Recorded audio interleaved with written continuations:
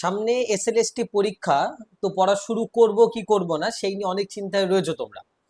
এবং আমি অলরেডি তোমাদের একটা ভিডিও করেছি যেখানে আমি এসএলএসটি 3 নিয়ে অনেক কথা বলেছি। তো দেখো, আজকের থেকে আমরা পড়া শুরু করছি টপিক ওয়াইজ। আমাদের সাহিত্য পাঠশালা ব্যাচের আজকে প্রথম ক্লাস। ওকে, আজকে আমাদের সাহিত্য পাঠশালা ব্যাচের আমাদের প্রথম class.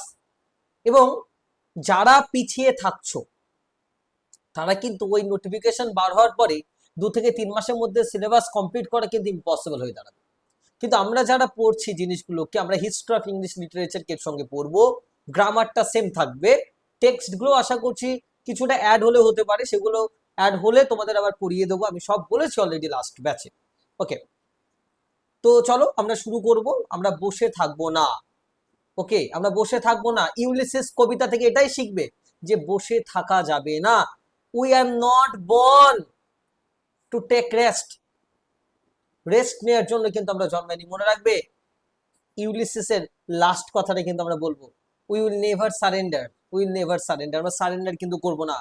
Okay, not to yield, বশ্যতা স্বীকার করব না। তো চলো, আজকে তোমাদের টপিক হচ্ছে Ulysses by lord Alfred lord Tennyson. তোমাদের এসএলএসটির একটা খুব গুরুত্বপূর্ণ টপিক। এবার দেখো, একটা লিটারেচারকে পড়তে গেলে এসএলএসটিতে দেখো তোমাদের বেস্ট টাফ কোয়েশ্চেন্স হবে, এ নিয়ে কোনো সন্দেহ নেই।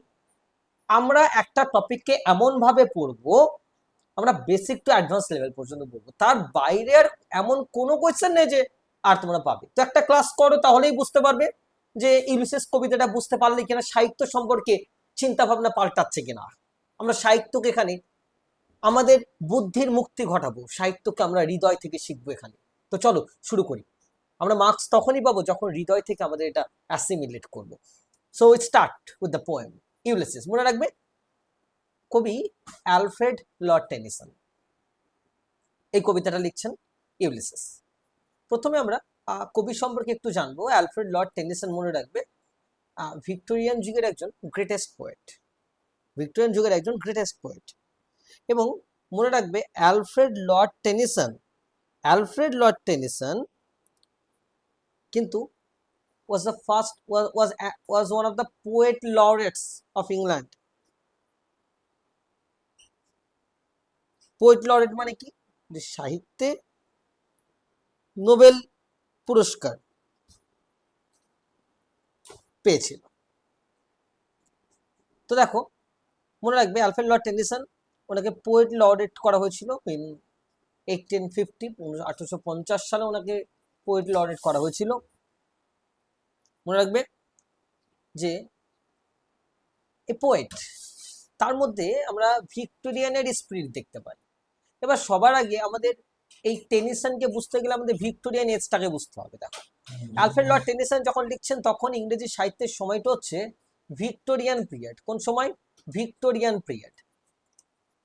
ইংরেজি সাহিত্যে তখন ভিক্টোরিয়ান পিরিয়ড। এবার এটা সময়কাল কত? মনে রাখবে 1837 থেকে 1901 সাল পর্যন্ত বলা হয় ভিক্টোরিয়ান পিরিয়ড।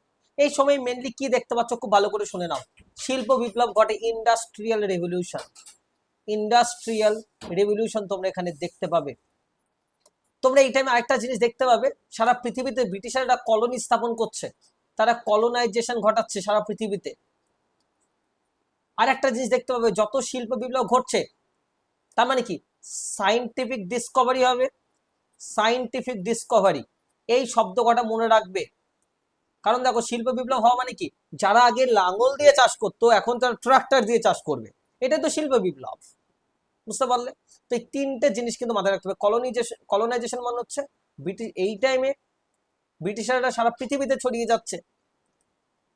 ওকে, তো এই তিনটে বিষয়বস্তু কিন্তু খুব ইম্পর্টেন্ট ভিক্টোরিয়ান যুগে। চলো দেখো, তো আমরা মনে রাখবে টেনিসন 1809 সালে জন্মেছিলেন এবং তার খুব কাছের একজন বন্ধু ছিল, AHH বলা হয়, মানে আর্থার হেনরি হ্যালাম। মনে রাখবে, এই আর্থার হেনরি হ্যালামের সাডেন ডেথ কিন্তু তাকে মারাত্মকভাবে এফেক্টেড করেছিল। আর্থার হেনরি হ্যালামের সাডেন ডেথ, বন্ধু মারা গেছিল, এবং এই বন্ধুর মৃত্যু নেই কিন্তু মনে রাখবে তিনি he was highly depressed by the death of his friend.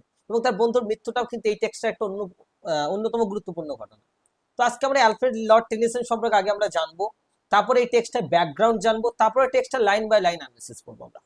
ওকে, তো দেখো ওনার মেন কিছু টেক্সট রয়েছে, মনে রাখবে তার মধ্যে হচ্ছে ইন মেমোরিয়াম। ইন মেমোরিয়াম ওনার একটা খুব গুরুত্বপূর্ণ টেক্সট, ইন মেমোরিয়াম AHH, মানে আর্থার হেনরি হ্যালামের স্মৃতিতে একটা টেক্সট উনি লেখেন যার নাম হচ্ছে ইন মেমোরিয়াম AHH, 1850 সালে লেখা। ওনার আরেকটা খুব গুরুত্বপূর্ণ টেক্সট ইউলিসিস। এই টেক্সটটা তোমাদের এসএসটি সিলেবাসে রয়েছে, আমরা এমন ভাবে পড়বো একটা কোশ্চেন যেন মিস না যায়, সেটা তোমরা পড়লেই বুঝতে পারবে। আর কি কি গুরুত্বপূর্ণ টেক্সট রয়েছে, the lady of Shalott, the charge of the light brigade, ideals of the king. Okay, যেগুলো বলছে এই প্রত্যেকটা পয়েন্ট কিন্তু মাথায় রাখতে হবে। যেগুলো আমি ডিটেলে যাব না সেগুলো তোমাদের পরীক্ষার জন্য ডিটেলে যাওয়ার দরকার নেই। এই আইডিয়ালস অফ দ্য কিং উনি কি বলছেন এসব তোমাদের পরীক্ষা আসবে না, কিন্তু মেন টেক্সটগুলোর নাম মনে রাখতে হবে। ওকে, মনে রাখবে ওনার লেখাগুলোর মেন বৈশিষ্ট্য কি জানো তো, ভালো করে বলছো। আমি ভিক্টোরিয়া নিয়ে যে উনি লিখছেন, তাহলে কি উনি, আমি 3টে পয়েন্ট বলেছি তোমাদের, ইন্ডাস্ট্রিয়াল রেভলিউশন ঘটবে, সাইন্টিফিক ডিসকভারি ঘটা, মানে কি জানো তো, যত সায়েন্সের ডেভেলপমেন্ট হচ্ছে মনে রাখবে হিউম্যান বিংস এর তত একটা কনফিউশন ক্রিয়েট হবে, গডের প্রতি বিশ্বাস কমে যাবে, গডের প্রতি একটা ডাউট সৃষ্টি হবে, এটাকে বলে ফেইথ অ্যান্ড ডাউট। এইটা ওনার লেখার একটা বিষয়বস্তু। ডেথ অ্যান্ড গ্রিফ, কেন তার বন্ধুর মৃত্যুতে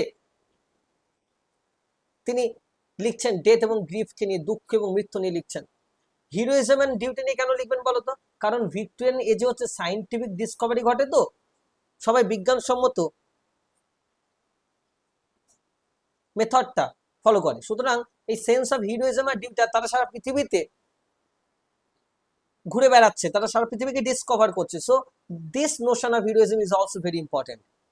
ওকে, এগুলো আমরা দেখতে পাবো। এবার দেখো তোমাদের যে কবিতাটা সিলেবাসে রয়েছে, ব্যাকগ্রাউন্ড অফ ইউলিসিস, ইউলিসিসের ব্যাকগ্রাউন্ড জানতে হবে। একটা টেক্সটকে লাইন বাই লাইন পড়লেই হবে না, সেই টেক্সটটার ডিটেল অ্যানালিসিস আমাদের করতে হবে। আমরা কিভাবে পড়বো, আমরা প্রথমে পোয়েটকে পড়বো, তারপরে টেক্সটের ব্যাকগ্রাউন্ড পড়বো, ওকে, তারপরে টেক্সটের লাইন বাই লাইন অ্যানালিসিস করব। প্রত্যেকটা টেক্সট যতগুলো তোমাদের সিলেবাসে রয়েছে, পোয়েটের লাইফ, তারপরে ব্যাকগ্রাউন্ড অফ দ্য টেক্সট যেটা তোমাদের সিলেবাসে রয়েছে, আর লাইন বাই লাইন অ্যানালিসিস। বুঝতে পারো অ্যানালিসিস কিন্তু সামারি নয়, সামারি আর অ্যানালিসিসের মধ্যে পার্থক্য রয়েছে। ক্রিটিক্যাল কোয়েশ্চেন কিন্তু আসবে, ওকে, ক্রিটিক্যালি না পড়লে কিন্তু পরীক্ষা আনসার করতে পারবে না। ওকে, একটা জিনিসকে ইনার সেন্স থেকে, ডেপথ থেকে পড়তে হবে, ওভারঅল মিনিং নিয়ে আমরা একদমই বদর হব না। বুঝতে পারলে তো? চলো দেখো, ইউলিসিস লেখা হচ্ছে 1833, পাবলিশ হচ্ছে 1842। এটা পরীক্ষার জন্য মনে রাখবে, আমি ভিভিআই যেগুলো দেবো খুব ভালো করে মনে রাখবে সেগুলো। মনে রাখবে তার বন্ধুর মৃত্যুর পরে, আর্থার হেনরি হ্যালামের মৃত্যুর পরে তিনি কবিতাটা লিখছেন। The poem appears in Tennyson's 1842 volume, 1842 ভলিউমে এই কবিতাটা পাবলিশ হয়, মনে রাখবে। এবং তাহলে আমরা কি দেখতে পাচ্ছি, পাবলিকেশন নিয়ে বুঝলাম 1833 সালে লেখা হয় এবং 1842 সালে এটা পাবলিশ হয়। ওকে, দেখো এই কবিতাটার বিষয়বস্তু যদি তুমি দেখো, পুরো ইউলিসিসের ব্যাকগ্রাউন্ড যদি আমরা দেখি না, মোট কটা পয়েন্টের উপরে দাঁড়িয়ে রয়েছে। যদি আমরা বলি background of Ulysses, background of Ulysses, তাহলে আমরা কি দেখবো বলতো। প্রথম ব্যাকগ্রাউন্ড হচ্ছে, মনে রাখবে উনি ক্লাসিক্যাল মিথের দ্বারা হাইলি ইনফ্লুয়েন্সড হচ্ছেন। ক্লাসিক্যাল মিথোলজি, প্রথম কথা শোনো, ইউলিসিস কবিতা পড়তে গেলে এগুলো জানতে হবে, ডিটেল জানতে হবে। Okay, otherwise you can not compete in the exam. Classical mythology নিয়ে ইনফ্লুয়েন্সড হচ্ছেন। তিনি ভিক্টোরিয়ান এজ,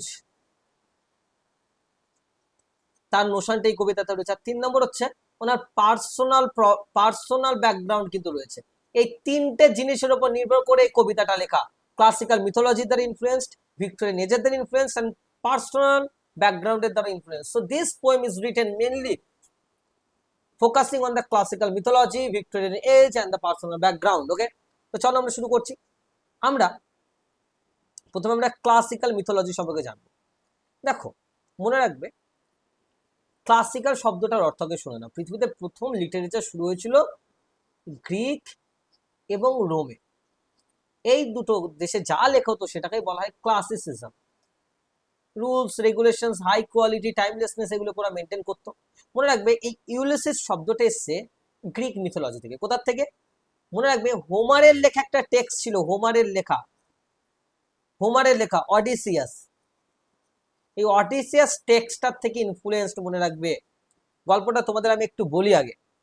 মনে রাখবে যখন ট্রোজান ওয়ার হয়েছিল, ট্রয়ের যুদ্ধ হয়েছিল, যখন এই আমরা দেখতে পাই এই অডিসিয়াস ট্রোজান যুদ্ধের পরে সে বাড়ি ফিরে আসে। সে কোথায় ফিরে আসে? বাড়ি ফিরে আসে। এবং বাড়ি ফিরতে তার বাড়িটা কোথায়? ইথাকাতে। তো যখন বাড়ি ফেরার সময় তাকে অনেক মানে হি হ্যাড টু ফট এগেনস্ট দ্য সি স্টর্ম, সমুদ্রের ঝড়। তারপর আমরা দেখতে পাই এই তাকে অনেক লড়াই করে এগিয়ে আসতে হয়েছে, কিন্তু ইউলিসিস অনেক লড়াই করে এবং সারাটা জীবন তিনি ট্রয়ে যুদ্ধ করেছেন, তারপর উনি বাড়ি ফিরে আসছেন। ওকে, এবার এই ইউলিসিস কিন্তু মনে রাখবে আমাদের নেতাজি সুভাষ চন্দ্র বোসের মতো। ইউলিসিসকে বুঝতে গেলে নেতাজি সুভাষ চন্দ্র বোস সম্পর্কে জানলেই হবে। নেতাজি সুভাষ চন্দ্র বোস যেমন, যিনি কখনো বসে থাকতেন না, তার একটা আলাদা স্পিরিট ছিল, ইউলিসিসের মধ্যেও কিন্তু এই স্পিরিটটা কিন্তু রয়েছে। ওকে, তো মনে রাখবে এই অডিসিয়াস টেক্সট থেকে নেওয়া হয়েছে হোমারের, কিন্তু এর নাম ইউলিসিস কেন? ইউলিসিস হচ্ছে একটা ল্যাটিন শব্দ, ইউলিসিস হচ্ছে একটা ল্যাটিন শব্দ। ওকে, অ্যালফ্রেড লর্ড টেনিসন কিন্তু এই ল্যাটিন শব্দটা ব্যবহার করেন। ওকে, হোমারের অডিসিয়াস যিনি বাড়ি ফেরেন এবং বাড়ি ফেরার সময় তিনি এত চ্যালেঞ্জের সম্মুখীন হন, কিন্তু শেষ পর্যন্ত উনি কোনোদিন হার মানেননি এবং তিনি ফিরে আসেন। এবার তোমার কোয়েশ্চেন হবে, স্যার তাহলে অডিসিয়াস নাম না নিয়ে ইউলিসিস কেন নাম নিল, ল্যাটিন নামটা কেন নিল? মনে রাখবে ইংল্যান্ডে যেহেতু অ্যালফ্রেড লর্ড টেনিসন একজন ইংলিশ রাইটার, এবং ইংরেজি সাহিত্যের রোমান ল্যাঙ্গুয়েজের কিন্তু একটা খুব গুরুত্বপূর্ণ ভূমিকা রয়েছে। ইটালির রাজধানী রোম জানো, তো রোমানরা কোন ভাষা ব্যবহার করে? ল্যাটিন। তো যেহেতু এই ল্যাটিন ভাষার একটা ইংরেজি সাহিত্যে একটা খুব গুরুত্বপূর্ণ ভূমিকা রয়েছে, অ্যালফ্রেড লর্ড টেনিসন এই ল্যাটিন শব্দ অডিসিয়াস থেকে ইউলিসিস করে দেন। ওকে, ইউলিসিস সেই কারণে তোমাদের কবিতাটার নাম হয়। তো দেখো, in Greek tradition he is known as Odysseus, Odysseus বলা হয় the hero of Homer's epic the Odyssey. এই অডিসি নামক যে এপিকটা রয়েছে, এই এপিকের প্রধান চরিত্র হচ্ছে এই Odysseus. After fighting in the Trojan, Odysseus শব্দের অর্থ জানো তো? ট্রাভেলিং, ভ্রমণ করা, যিনি কখনো বসে থাকেন না। After fighting in the Trojan war, Trojan যুদ্ধে জয়লাভ করার পরে Odysseus wanders for 10 years before finally returning home to Ithaca. উনি 10 বছর ঘুরে বেড়ান ইথাকাতে ফিরে আসার আগে। ওকে, ইথাকা হচ্ছে তার নিজের বাড়ি। আশা করছি পয়েন্টগুলো ক্লিয়ার হচ্ছে। Tennyson ড্রজ mainly from হোমার্স Odyssey.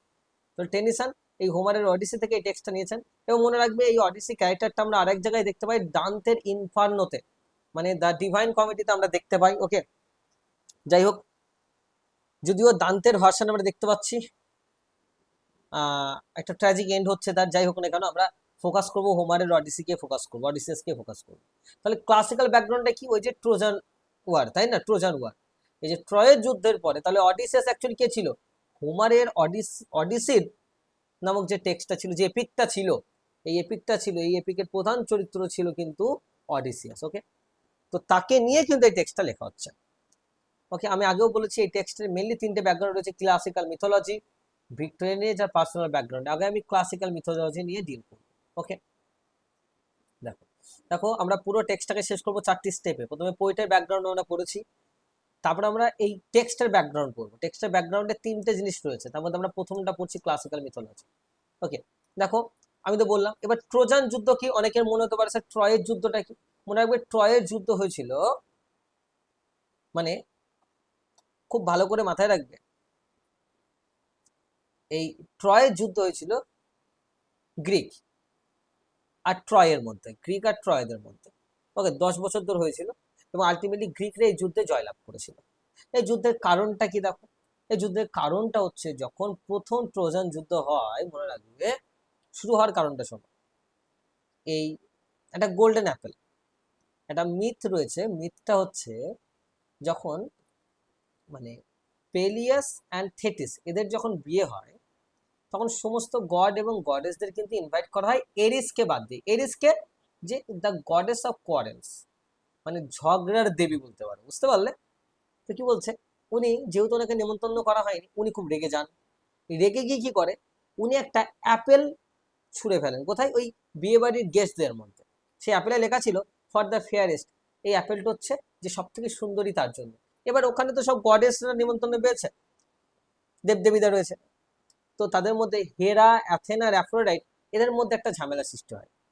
হেরাকে queen of the goddess, অ্যাথেনাকে কুইন অফ দ্য উইজডম, নলেজের যে দেবী অ্যাথেনা, অ্যাফ্রোডাইট হচ্ছে গডেস অফ লাভ। এবার এই তিনজনের মধ্যে এই অ্যাপেলটা যে কে নেবে, এটা নিয়ে খুব একটা প্রবলেম সৃষ্টি হয়, কনফ্লিক্ট সৃষ্টি হয়। এই টাইমে দায়িত্ব দেওয়া হয় ট্রয়ের একজন প্রিন্স প্যারিসকে। সে খুব হ্যান্ডসাম বয়। তো এই প্রত্যেকটা যে তিনজন গডেস, এরা তিনজনই প্যারিসকে একটা করে ব্রাইব মানে ঘুষ দেওয়ার চেষ্টা করে। কি বলে? হেরা বলে যে তাকে, হেরাকে যদি ও অ্যাপেলটা দেয় তাহলে পাওয়ার এবং কিংশিপ দেবে। কাকে? প্যারিসকে দেবে।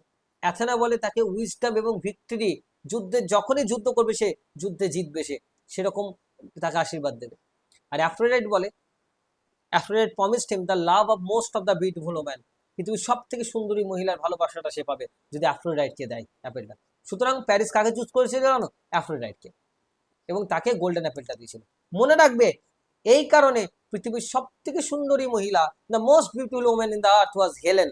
হেলেন ছিল হচ্ছে পৃথিবীর সব থেকে সুন্দরী মহিলা।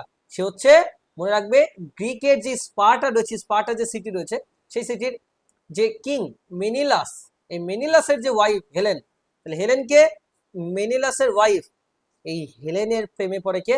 আমাদের প্যারিস। ওকে, এবং হেলেনকে কিন্তু সে নিয়ে চলে যায় অ্যাফ্রোডাইটের হেল্প নিয়ে। কে? আমরা দেখতে পাচ্ছি এই যে আমাদের প্যারিস। প্যারিস কি করে? হেলেনকে নিয়ে যায়। অনেক গল্পে বলা হয় হেলেনকে তুলে নিয়ে যাওয়া হয়েছিল, কিডন্যাপ করে নেওয়া হয়েছিল। আবার অনেক জায়গায় বলা হয় যে না, হেলেন নিজের ইচ্ছা মতোই ওখানে গিয়েছিল। ওকে, তো সুতরাং এই যে হেলেনকে নিয়ে গেল, সুতরাং এবার গ্রিকবাসী কিন্তু মারাত্মকভাবে রেগে গেছে। এবার এই গ্রিকদের লোকেরা কি করবে? গ্রিকের লোকেরা কি করবে? ট্রয়ের বিরুদ্ধে যুদ্ধ ঘোষণা করবে। এই যুদ্ধটাকেই বলা হয় ট্রোজান যুদ্ধ বা ট্রোজান ওয়ার। এই যুদ্ধে জয়লাভ করেছে গ্রিকসরা। আশা করছি একদম বেসিক থেকে ক্লিয়ার হয়েছে। ওকে, আমরা প্রত্যেকটা টেক্সটকে এরকম পড়বো, আদারওয়াইজ কিন্তু আমরা কখনো এসএলএসটিতে ভালো রেজাল্ট করতে পারবো না, আর খুব অল্প সময়ের মধ্যে কিন্তু এটা সম্ভব না। তো আমরা এখন থেকেই ফুল প্রিপারেশন নেব, আমরা আমাদের বেস্টটা দেবো। দেখো সিলেবাস চেঞ্জ হবে কি হবে না সেটা পরের কথা, যদি সেম থেকে যায় তোমরা সবার আগে এগিয়ে থাকবে। যদিও চেঞ্জ হয় তাও তোমাদের পুরো লিটারেরি সেন্স ততদিন তৈরি হয়ে যাবে যে একদম 1 মাস 2 মাসের মধ্যেই তোমরা কমপ্লিট করতে পারবে, সেই সেন্সটা তোমাদের তৈরি হবে। সুতরাং বসে থাকা যাবে না, ইউলিসিসকে দেখে আমরা সেটাই শিখবো, ইউলিসিস কখনো বসে থাকবে না। ওকে, তো দেখো মনে রাখবে মেনিলাসের যে ভাই রয়েছে, মেনিলাসের ভাই হচ্ছে আগামেমনন। সুতরাং মেনিলাস তার ভাই আগামেমননকে গিয়ে প্রবলেমটা বলে। তার মানে দেখো একজন ওয়াইফকে নিয়ে যাওয়া হচ্ছে মানে সেই দেশের সম্মানটাকে নিয়ে যাওয়া হচ্ছে, তারপরেই এই যুদ্ধটা শুরু হয়। ওকে, তো যাই হোক, দেখো এই গ্রিকদের যোদ্ধাদের মধ্যে খুব ইম্পর্টেন্ট কিছু যোদ্ধা ছিল, কারা কারা জানো?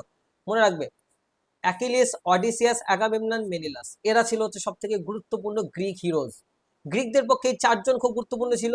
আর ট্রোজানদের পক্ষে কে ছিল জানো? হেক্টর, প্যারিস আর কিং প্রিয়াম। এই কিং প্রাইমের ছেলেই হচ্ছে প্যারিস। বুঝতে পারলে তো? তাহলে এই এরা হচ্ছে এই ট্রোজান যুদ্ধের মেন হিরোজ। আমাদের গল্পটা এই অডিসিয়াসকে নিয়ে, যে এই ট্রোজান যুদ্ধে গ্রিকরা জয়লাভ করার পরে তিনি যখন বাড়ি ফিরতে চাচ্ছেন ইথাকাতে, এবং প্রচন্ড প্রবলেমে তিনি পড়েন। সমুদ্রের দেবী কিন্তু, সমুদ্র কিন্তু তার প্রতি রুষ্ট হয়, সমুদ্রের ঝড় এবং লাইফের সমস্ত প্রবলেমকে উপেক্ষা করে সে আলটিমেটলি বাড়ি ফিরেছে। সুতরাং অডিসিয়াস সারা জীবন ট্রয়ে যুদ্ধ করেছে, একজন ব্রেভ সোলজার, সেই লোকটাকে নিয়ে কিন্তু কবিতাটা লেখা। আমি আবার বলছি, অডিসিয়াসকে কেন ইউলিসিস বলা হয় বলেছি, কিন্তু ওনাকে আমরা তুলনা করব নেতাজি সুভাষচন্দ্র বোসের সঙ্গে। আমাদের বাঙালির গর্ব, আমাদের গোটা ভারতবর্ষের গর্ব, নেতাজি সুভাষচন্দ্র বোসের সঙ্গে কিন্তু আমরা অডিসিয়াসকে তুলনা করতে পারি। কেন? অডিসিয়াসের যে স্পিরিট, তার যে এনথুজিয়াজম, তার যে এনার্জি, সেই এনার্জিটা কিন্তু সুভাষ বোসের মধ্যে ছিল। ওকে, দেখো আশা করছি ক্লিয়ার হয়েছে। তাহলে আমরা কি দেখলাম? যে আমরা এখনো পর্যন্ত 1 নম্বর যে ব্যাকগ্রাউন্ডটা দেখলাম, ক্লাসিক্যাল ব্যাকগ্রাউন্ডটা আশা করছি ক্লিয়ার হয়েছে। ক্লাসিক্যাল ব্যাকগ্রাউন্ডটা ক্লিয়ার হয়েছে, অবভিয়াসলি কমেন্টে জানাবে যে তোমাদের ক্লিয়ার হলো কিনা ক্লাসিক্যাল ব্যাকগ্রাউন্ডটা। ওকে, এবার দেখবো আমরা, দেখো ক্লাসিক্যাল ব্যাকগ্রাউন্ডের পর আরেকটা ব্যাকগ্রাউন্ড আসছে যেটা হচ্ছে ভিক্টোরিয়ান এজ। মনে রাখবে যেহেতু এই টেক্সটটা ভিক্টোরিয়ান এজে লেখা, মনে রাখবে ভিক্টোরিয়ান এজ মানেই কিছু কিছু প্রবলেম ছিল, ভিক্টোরিয়ান এজ মানে কিছু কিছু পয়েন্ট আছে মনে রাখবে। দেখো সেই টাইমে কিন্তু ব্রিটিশরা, আমি কি বললাম, ভিক্টোরিয়ান এজ মানে সেখানে থাকবে হচ্ছে কলোনাইজেশন, সারা পৃথিবীতে এই টাইমে ব্রিটিশরা সারা পৃথিবীতে ছড়িয়ে যাচ্ছে, ইন্ডাস্ট্রিয়াল রেভলিউশন, আর 3 নম্বর হচ্ছে সায়েন্টিফিক ডিসকভারি। একটা জিনিসও বুঝবেন এমন হবে না, পুরো টেক্সটটাকে ক্লিয়ার করো। তো দেখো এই সায়েন্টিফিক ডিসকভারি, তাই না? তাহলে মনে রাখবে এই টাইমে তারা পৃথিবীতে ছড়িয়ে যাচ্ছে, সারা পৃথিবীকে এক্সপ্লোর করছে। ঠিক একইভাবে তারা ইন্ডিয়াতে এসেছিল এবং ইন্ডিয়াতে এসে তারা কলোনি স্থাপন করেছিল, 200 বছর রাজত্ব করেছে, তারা সারা পৃথিবীতে এইভাবে ছড়িয়ে গেছে।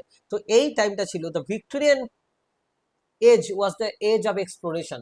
এই টাইমে তারা সারা পৃথিবীকে আবিষ্কার করতে পারছে, এক্সপ্যানশন এবং তাদের রাজত্বটাকে বাড়িয়েছে।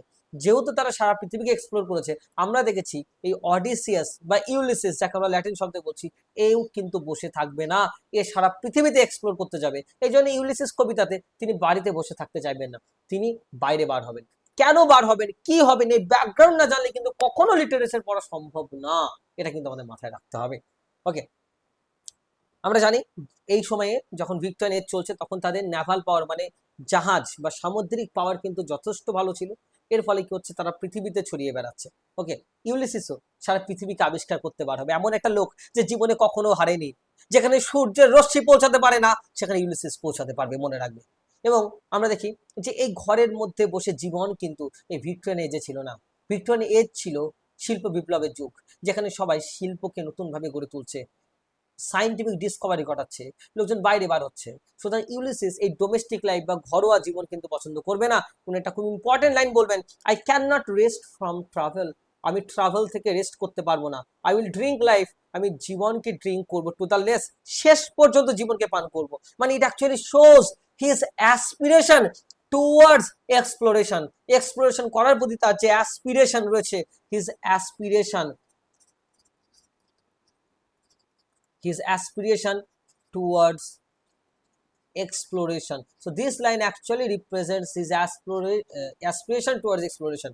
এই লাইনগুলোকে দেখো আমাদের এইভাবে ইনার সেন্স দিয়ে, এই লাইনটা কিন্তু তোমাদের টেক্সটে লেখা নেই, কিন্তু ইনার সেন্স দিয়ে আমরা লিখবো, ইনার সেন্স দিয়ে আমরা ভাবতে পারলেই কিন্তু আমরা বিভিন্ন রকমের ব্যাখ্যা তৈরি করতে পারবো। দেখো একটা লাইন থেকে আমরা 10 রকম ভাবে ভাঙতে পারবো, কখন জানো, যখন এই টেক্সটকে তুমি হৃদয় থেকে পড়তে পারবে। আরো কিছু অ্যাপ্রোচ রয়েছে, আমি তোমাদের শেখাবো একই কবিতাকে বিভিন্ন ভাবে কিভাবে পড়বে। কেন আমি বলছি চিন্তা না করতে পারলে পরীক্ষায় পাশ করতে পারবে না, আমি আবার বলে দিচ্ছি। একটা ডেপথ আন্ডারস্ট্যান্ডিং থাকা দরকার, এবং সেই ডেপথ আন্ডারস্ট্যান্ডিং প্রত্যেকটা টেক্সটের মধ্যে দিয়ে আমি তোমাদের নিয়ে যাব, এবং তোমরা ক্লাসেস গুলো দেখো তাহলেই বুঝতে পারবে এই ক্লাস কেমন হবে, এই ক্লাসের কোয়ালিটি কেমন হবে, সেসব নিয়ে আমি বলতে চাই না। তোমরা ইচ্ছা থাকলে জয়েন করবে, যদি মনে করো হ্যাঁ আমি শিখতে চাই তাহলেই জয়েন করবে, যদি মনে করো না ওই লাইন বাই লাইন বাংলা ব্যাখ্যা করে চলে আসবো, কাইন্ডলি জয়েন হয় না, এই ব্যাচে জয়েন হো না। এই ব্যাচে জয়েন হতে চাইলে নিজের বেস্টটা দিতে হবে এবং নিজের বেস্ট শিখতে হবে। এবং এখানে যেভাবে তোমাকে করানো হবে একদম বেসিক থেকে অ্যাডভান্স লেভেল পর্যন্ত, আবার বলছি বেসিক থেকে অ্যাডভান্স লেভেল পর্যন্ত, তোমার যদি 10 বছরও এই এসএলএসটির এই টপিক ইংরেজি নিয়ে পড়া নেই, তাও তুমি এই সাবজেক্টে এক্সপার্ট হতে পারবে, সেভাবেই পড়ানো হবে।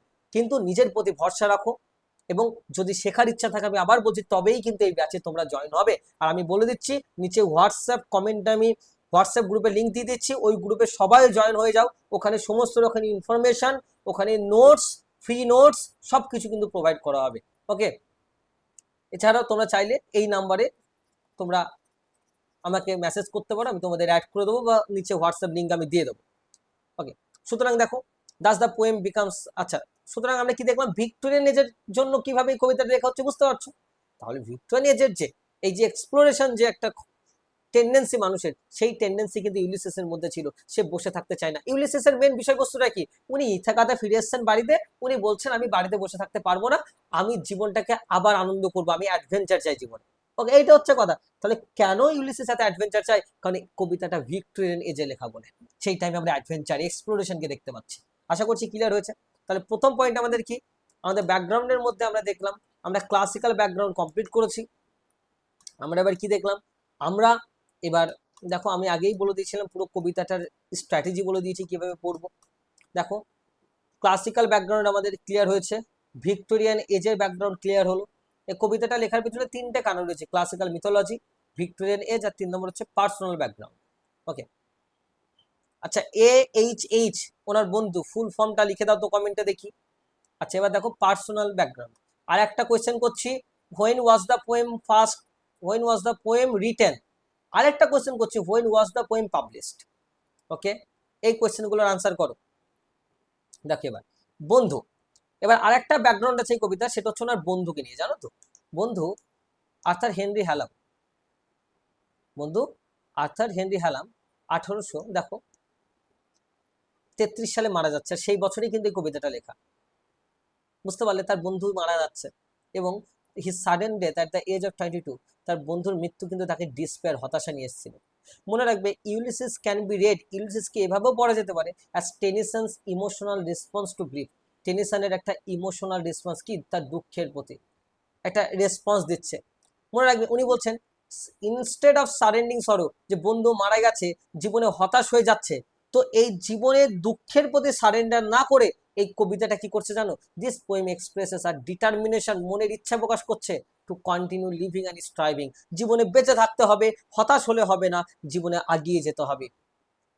তো তার এই যে জীবনে এনার্জিটা ফিরে পাওয়া, একজন আইডিয়াল এমবডিমেন্ট কিন্তু আর্থার হেনরি হ্যালাম, তাই না? তার বন্ধু মৃত্যু হওয়ার পরে তার কাছে একটা আইডিয়াল এমবডিমেন্ট কিন্তু ইউলিসিস, তাকে এই ডিসপেয়ার থেকে একমাত্র ইউলিসিসই বার করতে পারে। জীবনে যদি নতুন মিনিং ক্রিয়েট করতে হয় তাহলে ইউলিসিসকে আমাদের টানতে হবে। ওই কারণে উনি ক্লাসিক্যাল যুগে ফিরে যাচ্ছেন এবং অডিসিয়াসকে তুলে ধরছেন। মনে রাখবে কিন্তু অডিসিয়াস এমন একজন লোক যে জীবনে কখনো বসেনি, জীবনটাকে অন্যভাবে দেখেছে, জীবনকে ফিল করেছে, জীবনে অ্যাডভেঞ্চার তার জীবনের মেন কথা। ওকে, তাই কিন্তু তিনি বলছেন to strive to seek to find and not to yield, এই কবিতার শেষ লাইন এটা, যে জীবনটাকে খুঁজতে বার হব, জীবনে কখনো বশ্যতা স্বীকার করব না। তার মানে this line actually shows his attempt to overcome the paralysis. তিনি প্যারালাইজড হতে চাচ্ছেন না, তিনি পেরিয়ে যেতে চাচ্ছেন সমস্ত কিছুকে। আমি প্রত্যেকটা শব্দের প্রত্যেকটা লাইনের বাংলা মানে ইংরেজি মানে ইনার সেন্স সব করে দেবো যখন কবিতা পড়বো। আজকে আমাদের শুধুমাত্র ব্যাকগ্রাউন্ড আলোচনা হবে। আশা করছি একদম ফাউন্ডেশন তোমাদের তৈরি হয়েছে। দেখো ফাউন্ডেশন যদি তৈরি না হয় কখনোই তোমরা ভালো আনসার লিখতে পারবে না, টেক্সটটাকে বুঝতে পারবে না। তাহলে আমরা কি দেখলাম এখন এতক্ষণ পর্যন্ত? আমরা যা দেখেছি এই পুরো কবিতার আমরা ব্যাকগ্রাউন্ডটা দেখলাম ইউলিসিস। দেখো না ছবিটা দেখতে পাচ্ছি ইউলিসিসের, এই যে একটা সমুদ্রে সমুদ্র রয়েছে, তার মানে কি ইউলিসিস এই সমুদ্র দিয়ে পাড়ি দেবে। এ দেখো একটা যাত্রা, জার্নি না, এটা কি সি ভয়েজ বলা হয় ইংরেজিতে, সি ভয়েজ, সি ভয়েজ সমুদ্রের যাত্রা। মনে রাখবে সমুদ্রে উনি যাত্রা করবেন। যেমন দেখো এই দেখো ভালো করে বলছো, এই যে সূর্যের আলো দেখতে পাচ্ছ, সূর্যের আলো, তার মানে কি এই সূর্যের আলোতে সে এগিয়ে যাচ্ছে, কিন্তু সে কখনো পিছিয়ে আসার লোক না। এই ছবিটা দেখে আশা করি বুঝতে পারছো তোমরা। এবং এই ঘন মেঘ দেখতে পাচ্ছ, ঘন মেঘ, এগুলো হচ্ছে চ্যালেঞ্জেস অফ ইউলিসিস, কিন্তু সেগুলোকে সে তাও পার করে আসবে এবং ওই সূর্যের আলোর দিকে সে এগিয়ে যাবে। So Ulysses is actually a perfect embodiment of life, is a perfect representation of energy, enthusiasm and adventure. তো একটা টেক্সটকে আমরা 10 রকম আলাদা আলাদা ভাবে ভাঙতে পারি, ততক্ষণ না আমরা ব্যাকগ্রাউন্ড না জানবো, সেই টেক্সটটাকে ফিল না করবো কিন্তু। ওকে, তো একদম বসে থাকার আমাদের আর সময় নয়, আমরা বসে থাকবো না, আমরা এরকম ভাবে এগিয়ে যাবো প্রত্যেকটা ক্লাসে। আমি নিজের বেস্টটা দেবো, প্রত্যেকটা চ্যাপ্টার ওয়াইজ এমসিকিউ দেবো, কিন্তু এতটুকু বলবো এমসিকিউ মুখস্থ না, ক্লাস করবে, কোয়েশ্চেন দেওয়ার আগে তোমরা আনসার করে ফেলবে। It is my promise to all of you. এবং মনে রাখবে আমি প্রমিস করছি মানে যতটুকু প্রমিস করবো তার থেকে বেশি দেবো, এই রেকর্ডটা মনে রাখবে। প্রত্যেকটা ক্লাস এরকম হবে, এমন না যে প্রথম 5-10টা করিয়ে তারপরে ওভারঅল কোনোভাবে করিয়ে দিয়ে ছেড়ে দেবো না, যতগুলো নাটক আছে তাও লাইন বাই লাইন করিয়ে দেবো। ইট ইজ মাই রেসপন্সিবিলিটি। কিন্তু তোমাদের এই ব্যাচ সম্পর্কে আমি আগের ক্লাস অলরেডি আমি ভিডিও দিয়েছি, আমি এই ব্যাচ নিয়ে আর বেশি কিছু বলতে চাই না। তোমাদের এই ব্যাচটার পুরো ফিস থাকবে হচ্ছে 1999। ওকে, 1999 টোটাল পুরো এই ব্যাচটার ফিস। ওকে, 9-10 এর পুরোটা কমপ্লিট তোমাদের করানো হবে এর মধ্যে। ওকে, এবং বাকি তথ্য তোমরা আমাকে হোয়াটসঅ্যাপ করবে, আমি জানিয়ে দেবো। তো যাই হোক না কেন, আর অবভিয়াসলি এই গ্রুপে জয়েন হতে ভুলবেন, এখানে সমস্ত ইম্পর্টেন্ট তথ্য দেওয়া হবে। দেখো আমি এই যে ভিডিওটা করছি, আমি অলরেডি ইংলিশ অনার্স, ইংলিশে মাস্টার্স আমি দীর্ঘ কয়েক বছর ধরে পড়িয়ে আসছি। ওকে, এবং এসএলএসটির ব্যাচ বা এই ক্লাসগুলো দেখলে তোমরা বুঝতে পারবে, বা আরো ক্লাসেস রয়েছে। এতটুকু বলতে পারি যে আমার ক্লাসে তোমরা যতক্ষণ থাকবে হৃদয় থেকে শিখবে, যারা একদম কোনো আইডিয়া নেই তারাও বেস্টটা শিখতে পারবে। ওকে, তাই বেসিক থেকে অ্যাডভান্স পর্যন্ত শেখাবো। তোমাদের এই ব্যাচে নিজের বেস্টটা দেওয়া, নিজের বেস্টটা তোমাদের দিতে হবে। এবং এই ব্যাচ থেকে তোমাদের কথা দেওয়া হচ্ছে, এই যে সাহিত্য পাঠশালা ব্যাচ, তোমাদের এই ব্যাচে তোমাদের দ্য বেস্ট ক্লাস দেওয়ার চেষ্টা করব, দ্য বেস্ট ক্লাস দেওয়ার চেষ্টা করবো প্রত্যেকটা টপিক। তোমরা শুধু তোমরা সাথে থেকো, তোমরা শুধুমাত্র ক্লাসেসগুলো করো, পিছিয়ে যাবে না। এবং তারপর একটা টপিক পড়ার পরে তুমি যে কোনো ভিডিও দেখো না ইউলিসিসের উপরে, আশা করছি এর হাফ তথ্যও তোমরা পাবে না। কিন্তু আমাদের ডেপথ স্টাডি দরকার, ক্রিটিক্যাল অ্যানালিসিস দরকার। কি ধরনের কোয়েশ্চেন আসবে আগের ভিডিওতে বলছি, দেখে নেবে, তাহলেই বুঝতে পারবে আমাদের কেমন পড়া উচিত। আরে বাবা হোয়াটসঅ্যাপ পড়বো আর ফ্রেঞ্চ রেভলিউশন পড়বে না, তাই কখনো হয় নাকি? তাই শুধু রোমান্টিসিজম পড়লে হবে না, industrial revolution, French revolution, scientific revolution, তিনটে পড়ার পরে তারপরে রোমান্টিসিজম, তারপরে ওয়ার্ডসওয়ার্থকে পড়তে হবে। First generation of romantic, second generation of romantics, তবে কিন্তু আমাদের এগিয়ে যেতে হবে, না হলে কিন্তু চলবে না। ওকে, এই তিনটে ব্যাকগ্রাউন্ড নিয়ে তোমাদের কবিতাটার এই তিনটে ব্যাকগ্রাউন্ড রয়েছে। ওকে, আচ্ছা, এই কবিতাটার একটা ফর্ম রয়েছে, মনে রাখবে একটা কবিতার একটি স্ট্রাকচার থাকে। স্ট্রাকচারটা কি, ব্যাকগ্রাউন্ডটা ক্লিয়ার হয়েছে আশা করছি। এই স্ট্রাকচারটা হচ্ছে ড্রামাটিক মোনোলগ। আচ্ছা, মোনোলগ মানে কি জানো তো? মোনো শব্দটার অর্থ হচ্ছে সিঙ্গেল, একা। তাহলে মোনোলগ মানে কি, একা একা কথা বলে। মোনোলগ মানে কি, একা একা কথা বলে। ওকে, মোনোলগ মানে কি, একা একা কথা বলে। ওকে, আমরা জানি যে মোনোলগ মানে কি বললাম, একা একা কথা বলা। দেখো, ইউলিসিস হচ্ছে একটা ড্রামাটিক মোনোলগ, কারণ এই পুরো কবিতাতে দেখো in this form are single speaker, একজন সিঙ্গেল স্পিকার থাকবে যে পুরো কবিতাটা বলবে। ইউলিসিস নিজেই স্পিকার এই কবিতার।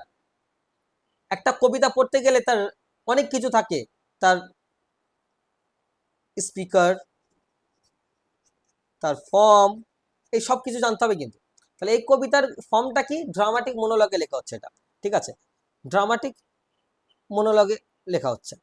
ওকে, মনে রাখবে। এবার ড্রামাটিক মোনোলগ কি, যেখানে একজন সিঙ্গেল স্পিকার দীর্ঘক্ষণ ধরে একাই কথা বলে যাবেন এবং তার মনের ভিতরের কথাগুলো বলবেন, এবং সেখানে কিন্তু একজন সাইলেন্ট লিসেনার থাকবে, মানে সামনে অডিয়েন্স রয়েছে কিন্তু in the poem. Are likely, এবং এই কবিতার অডিয়েন্স কারা, মানে মানে কারা লিসেনার কারা, মনে রাখবে একজন বক্তা, সে একা একাই কথা বলবেন পুরো কবিতা জুড়ে, এবং একজন সাইলেন্ট লিসেনার থাকবে। এটাকে বলে ড্রামাটিক মোনোলগ। তোমরা যে রবার্ট ব্রাউনিং এর একটা ড্রামাটিক মোনোলগ রয়েছে,